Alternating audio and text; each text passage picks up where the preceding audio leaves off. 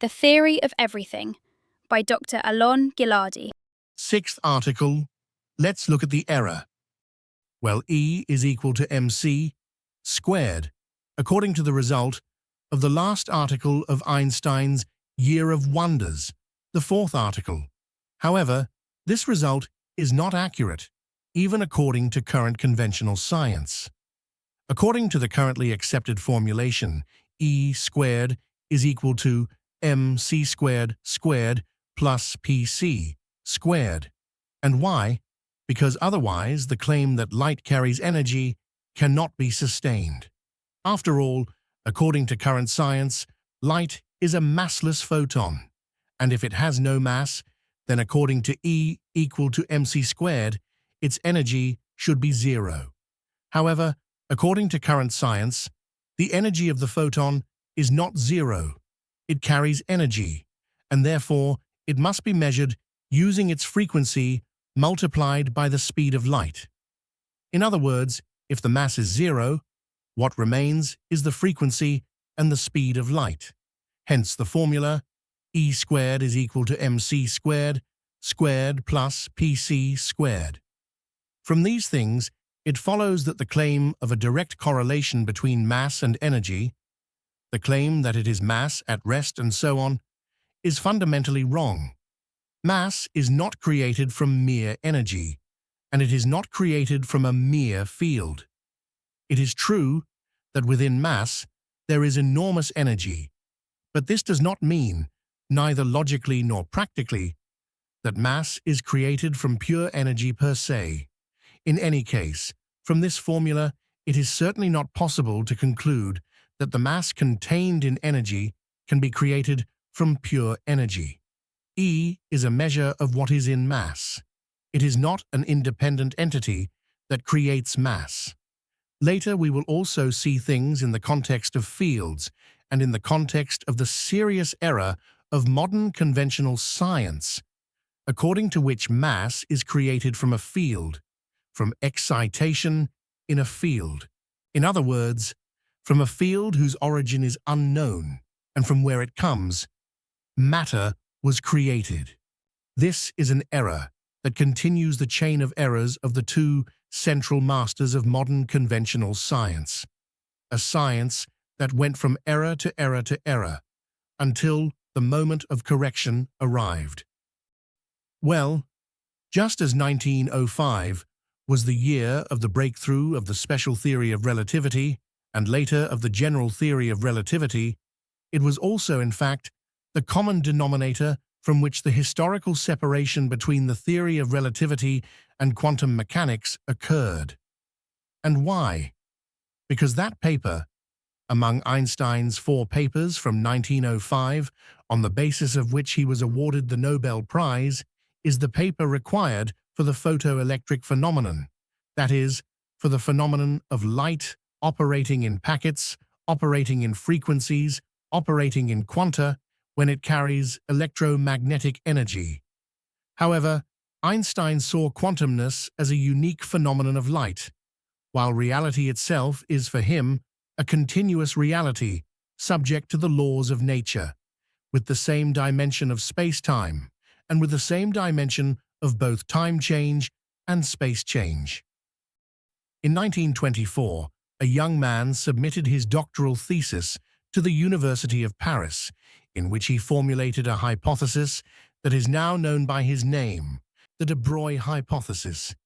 According to this hypothesis, not only light has wave properties, but every particle in existence, the electron, and later also other particles that were supposedly discovered. But if every particle has wave properties, then the whole of reality is not a continuous reality. Then the whole of reality passes, ostensibly, into other dimensions, the quantum dimension, from which a fundamental difficulty arises. This dimension, as we shall see, does not act on the whole of reality, but ostensibly only on the smallest elements of reality. And beyond a certain size, it simply ceases to act. That doctoral thesis by de Broglie is in fact the breaking point between Einstein and the theory of relativity and quantum mechanics. These are the two pillars on which modern physics rests, on which modern observation of the universe rests. And these two pillars, almost all of them, are fundamentally wrong. Within the framework of that development of quantum theory and particle theory, additional particles that were previously unknown began to be discovered, supposedly. As part of the understanding of reality, it is claimed that the most fundamental particles that have been discovered are the quarks, which make up the proton and the neutron. According to the model, these quarks are in a state of sticking that cannot be separated, together with additional particles called gluons. According to this model, gluons carry the strong force, while quarks carry partial charges, 2/3, 1/3, and so on, and at the same time are also attributed a color, linking them to the strong force. Thus, a theory of particles and more particles developed each time they failed to explain observations in reality within the framework of quantum mechanics.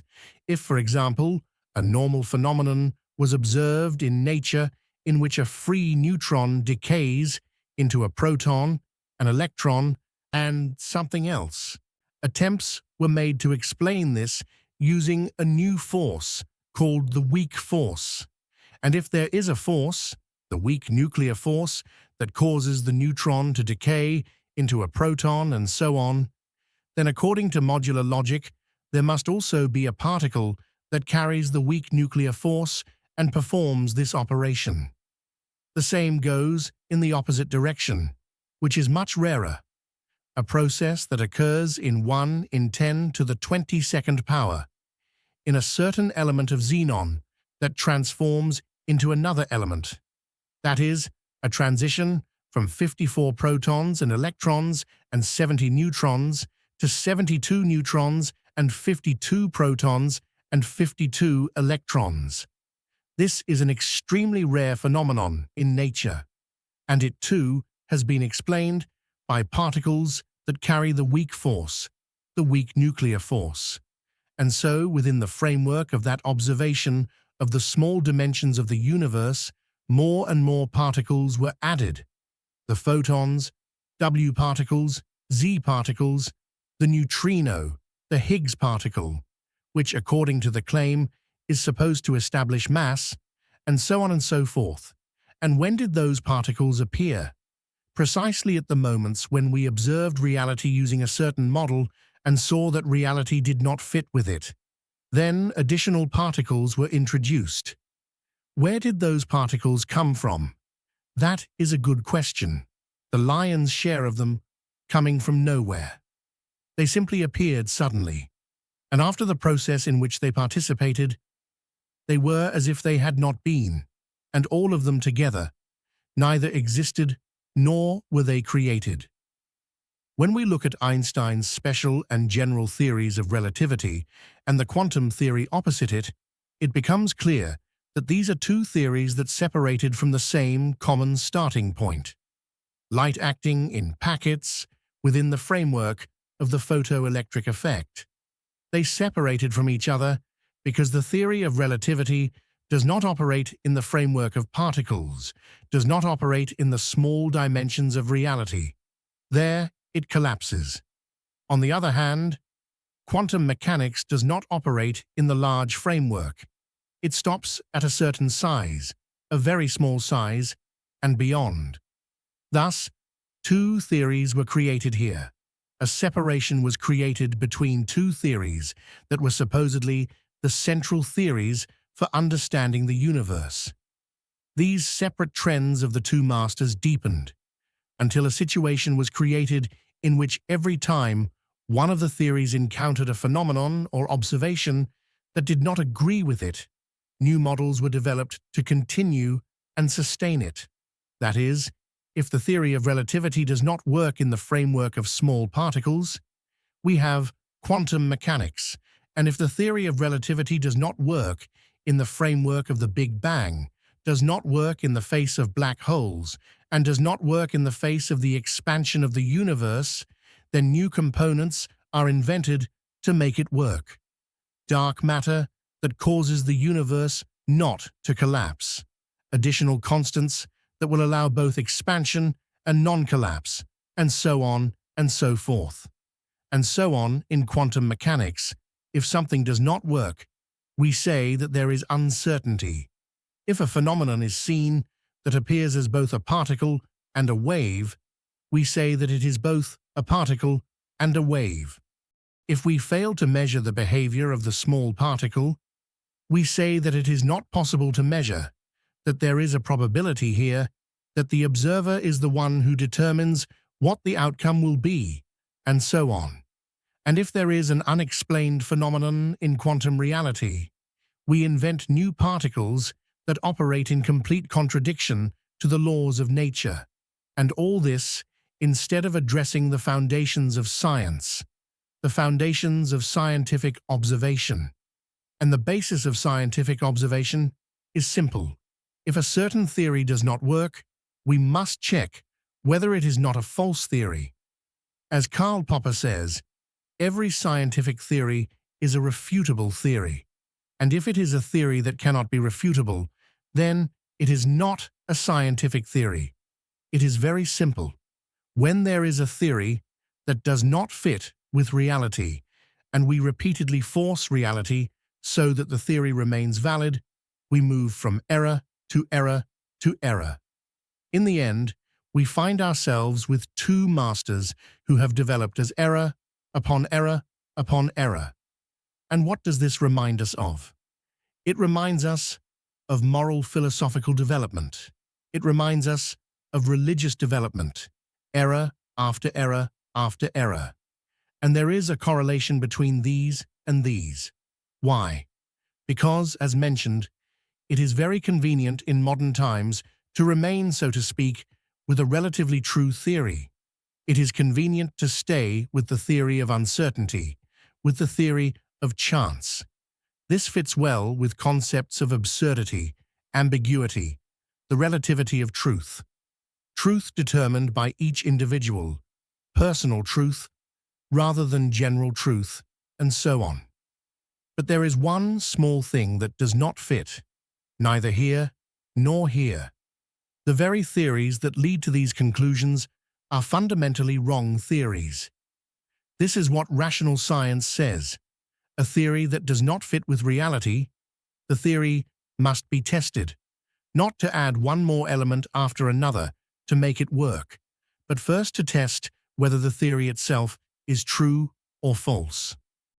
First, when Lorentz sought to explain the phenomenon of light, he did so within the framework of the reality of ether. Why? Because according to his method, it was impossible to understand a wave phenomenon, and in general, the material occurrences in reality without the existence of some intermediary entity.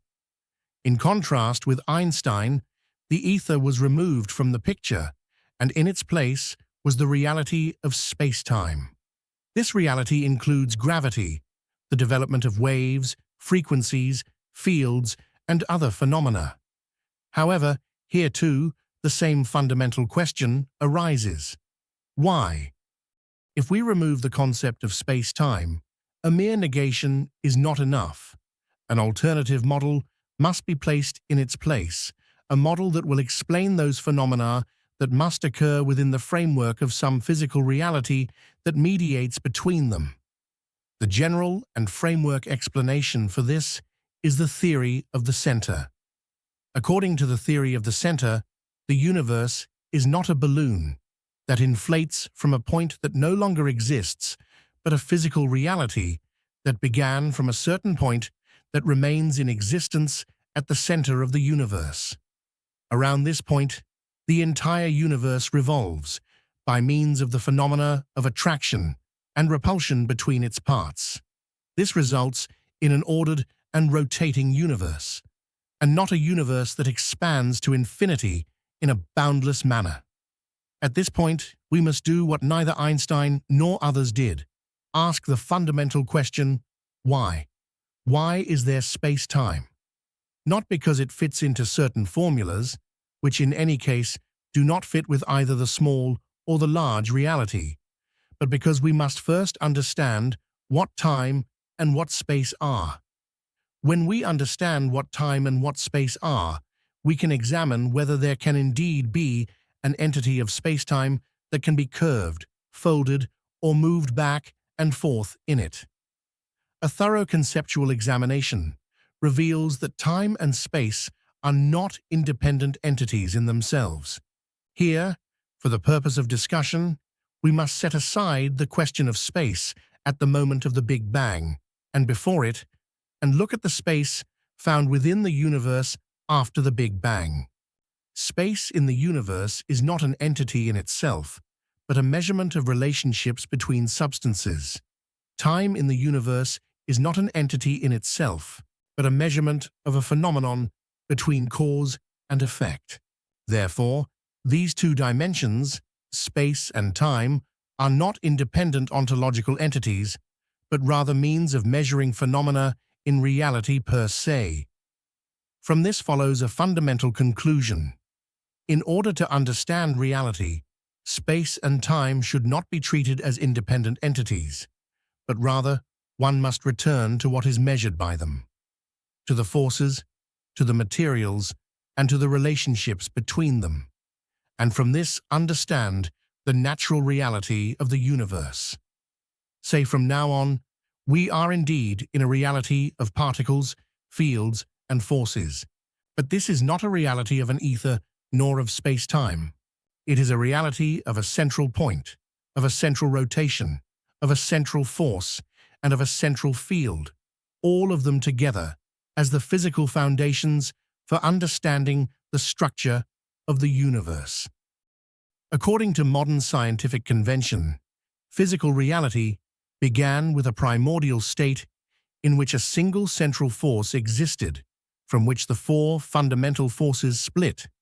First, the strong nuclear force versus the electromagnetic and weak forces, and then the separation of these into the electromagnetic and weak forces, and then also into the gravitational force, or, in Einstein's formulation, the curvature of space-time. These forces, which were expressed as fields, supposedly gave rise to particles in what is known as excitation, with the primary elementary particles being quarks, gluons, electrons, and photons, and later the WZ and Higgs bosons also being charged. According to this description, within the framework of that initial explosion, those quarks and gluons united through a mechanism of inseparable gluing, and from them, protons and neutrons were created. After about 380,000 years, as the temperature dropped and the universe expanded, the light, photons, could break out, and atoms and molecules were formed, and that stage is recorded by convention through the cosmic background radiation. Deep flaws are already evident in the very foundations of this description, and as we will see later, even modern experiments do not resolve them, but rather amplify them. Firstly, the claim that in the beginning there were fields and forces, and from them particles were born, is a fundamentally wrong claim. This error stems directly from the misinterpretation of the formula E equals mc squared. The formula E equals mc squared has been interpreted as a claim that mass can be created from pure energy, meaning that matter is created from nothing. But this is not its physical meaning. Even according to conventional physics itself, the full formula is at least E squared equals m squared c to the fourth power plus p squared c squared. And this formula does not prove the creation of mass from energy, but at most describes a claim for energy stored in existing mass and its momentum. Mass stores energy, but is not created from energy. Energy is not an entity that creates matter, but a measure of what is already present in mass. According to modern convention, matter, the particles themselves, were created not from matter, but from a field. That is, in practice, matter was created from nothing. But this claim is inconsistent with the laws of physics themselves. If it is inconsistent with the laws of physics, the contradiction cannot be worked around using additional models, but a basic scientific assumption must be made. It is an error. Hence, another model is required, a model in which matter is created from something, not from nothing, but not forever, but within a being that has a beginning, structure, and direction. This is already a deeper dimension of thought, a dimension in which rational science, rational morality, and rational faith are not disconnected from each other. When we separate these dimensions, we get the situation we have here: the absence of true science, the absence of true morality, and the absence of true faith, all at once. Scientific convention presents a reality in which particles are created from fields, mass is created from energy, and matter emanates from spirit, from force. But beyond the conceptual fallacy, there is an even more serious physical problem here. If at the beginning of the universe there were enormous densities, extreme energies, and an enormous cosmic impulse, then under such conditions no structure unites. Everything falls apart. Unification occurs only when the conditions of impulse and density weaken, not at their peak. This is evident even in a simple experiment. When a rocket is launched from Earth under extreme thrust, nothing unites. Everything is subject to disintegration. Reunification occurs only after the thrust decreases, not during it. Therefore, the description of the formation of stable structures precisely in the midst of the violent thrust of the Big Bang, in the evolution of separation, union, separation, and then union does not correspond to the known laws of nature, but contradicts them. Not disintegration of fields to union of particles to disintegration, or non-binding of particles to union of particles, but rather disintegration to disintegration to disintegration, and then union, and so on, as we will see later. We will now examine one of the central pillars of quantum mechanics in its material sense, those elementary particles that, according to quantum theory, sustain the center of quantum behavior, the quarks, gluons, and electrons. According to the conventional model, quarks are three particles that make up the proton and neutron. They are attributed a mass that is significantly greater than the mass of the electron, as well as a partial electric charge, which when combined results in a total charge of +1 in the proton or 0 charge in the neutron. In addition, they are attributed a property called color, which links them to the carriers of the strong force, the gluons, inside the proton and neutron. This theory is based primarily on electromagnetic observation of protons, in which 3 foci were observed, a central focus and 2 side foci. However, this is not a direct measurement of the charge of the quarks themselves, nor a direct measurement of mass. Concepts such as color are not observable at all in electromagnetic observation, but are the product of a mathematical model only. Beyond the aforementioned electromagnetic observation, no other experimental observation has been made that verifies the existence of quarks as independent physical entities. The same 3 foci are found in similar foci in a proton, center, and 2 sides, but never in the same exact location when there is no single proton measured as a single entity, but rather these are statistical measurements of billions of protons. Nevertheless, all protons are identical to each other in mass and charge, just as each electron is identical to another electron, and each neutron is identical to another neutron in these aspects. Furthermore, no experiment has been performed that has tested the claim that the neutron is composed of 3 quarks with different charges. Based solely on electromagnetic observation in the proton, a mathematical model of 3 quarks, accompanied by gluons, moving at speeds close to the speed of light in both the proton and the neutron was constructed. This model raises a fundamental physical question. How is a constant mass and stable observation obtained from such a dynamic, chaotic, and fast reality? This alleged reality is incompatible with physical logic and the laws of nature. This situation did not lead conventional physics to re-examine the foundations of the model, but rather the opposite. Particle-accelerated experiments, instead of indicating the collapse of quark theory, served as a basis for adding more and more particles.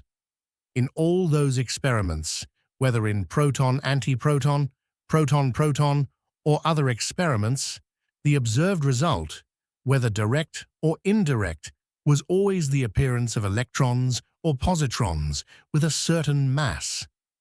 There was never any direct decay into quarks, nor was there any observation of free quarks as a product of the decay of a proton or neutron. Faced with this observational reality, in which the decay of protons and neutrons leads to electrons, positrons, and sometimes something else, but never quarks, conventional physics did not see this as a refutation of the quark theory, claiming that they are never united with gluons, etc. However, in fact, it is a direct refutation of the model. The reason for this is simple. There is no physical scenario in which quarks can unite and become an electron or a positron. Not in terms of gluons, which are not perceived as entities that can be separated from quarks, not in terms of the mass attributed to quarks, which is greater than the mass of the electron, etc. Therefore, quarks cannot be a source of an electron or a positron. And here, the results of all experiments on the decay of protons and neutrons do not lead exclusively to electrons, positrons, but sometimes also to something else, which was explained by adding an additional particle, the neutrino, in order to preserve the principle of conservation of energy. Hence the clear conclusion. All experiments do not strengthen the theory of quarks and gluons, but rather prove unequivocally that it is a fundamentally wrong theory. We will now turn to observing the principle of particle-wave duality, which is one of the central elements of quantum mechanics. We have already seen that the material basis of this theory is an incorrect one, and we will see this later in relation to other particles such as W, Z, and others, all of which constitute mathematical models deduced from observations in order to preserve the fundamental model of quarks and quantum mechanics, models that are in themselves incorrect. When we look at the principle of particle-wave duality and at the point of separation between Einstein and the continuous reality and the particle quantum reality, a reality of packets, of frequencies, and so on, the same fundamental error is revealed both in Einstein and in quantum mechanics. The reason for this lies in a misunderstanding of the relationship between a particle and a field. We will examine this using the basic example of the electron.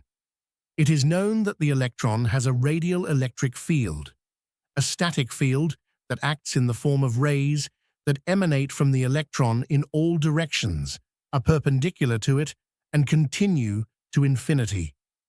Although the energy intensity decreases with distance, it decreases asymptotically and never disappears. Therefore, the electron's field is a continuous and persistent field. When the electron is in motion, another field is added to the electric field, the magnetic field. This results in the electromagnetic field of the electron, and in parallel also of the positron, but in opposite directions of the fields.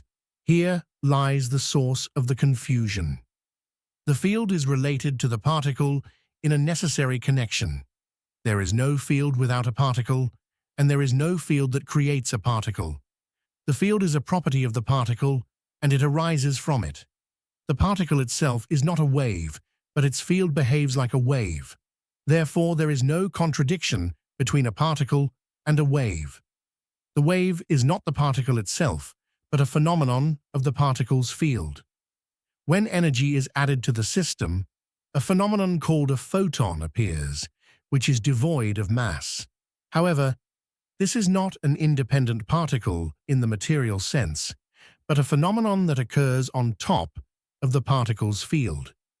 Thus, the photon that is conventionally perceived as a particle does not exist at all. Light is not a particle that is also a wave, paradoxically, but is a wave expression of a phenomenon in the particle's field. Thus, a clear unity is obtained. A particle and a field are united together. The particle is the source of the field, and the field behaves like a wave during phenomena within it.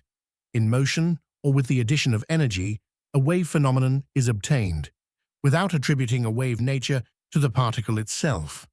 The things are true for both the negatively charged electron and the positively charged positron. Therefore, there is no contradiction between the reality of continuous particles and the reality of packets and frequencies. Reality is one.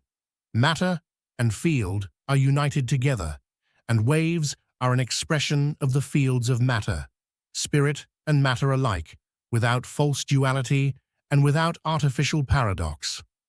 All rights reserved to Dr. Alon Giladi.